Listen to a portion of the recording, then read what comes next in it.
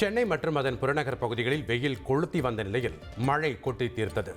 ஆலந்தூர், ஆதம்பாக்கம், மீனம்பாக்கம், கிண்டி, பரங்கிமலை, மடிப்பாக்கம் உள்ளிட்ட பகுதிகளில் பலத்த காற்றுடன் மழை பெய்தது.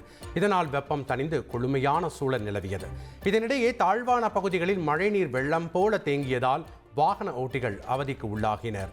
முன்ஜாமீனை ரத்து செய்ய கோரி சைபர் கிரைம் போலீசார் தாக்கல் செய்த மனுவுக்கு பதிலளிக்க மதுரை ஆதீனத்துக்கு சென்னை உயர்நீதிமன்றம் உத்தரவிட்டுள்ளது.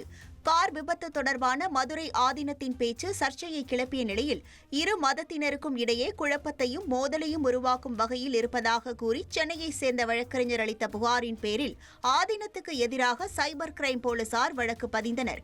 இந்த வழக்கில் மதுரை ஆதீனத்திற்கு சென்னை முதன்மை அமர்வு நீதிமன்றம் முன்ஜாமீன் வழங்கியது.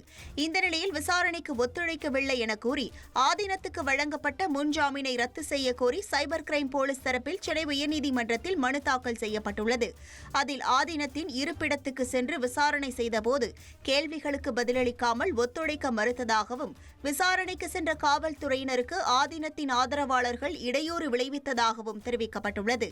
இந்த மனுவை விசாரித்த நீதிபதி ஜூலை 30ஆம் தேதிக்குள் பதிலளிக்க மதுரை ஆதீனத்துக்கு உத்தரவிட்டுள்ளார். உங்கள் தந்திவன் தொலைக்காட்சியில் ஆத்மான் செவ்வாய்தோறும் இரவு 8 மணிக்கு காணத் தவறாதீர்கள்.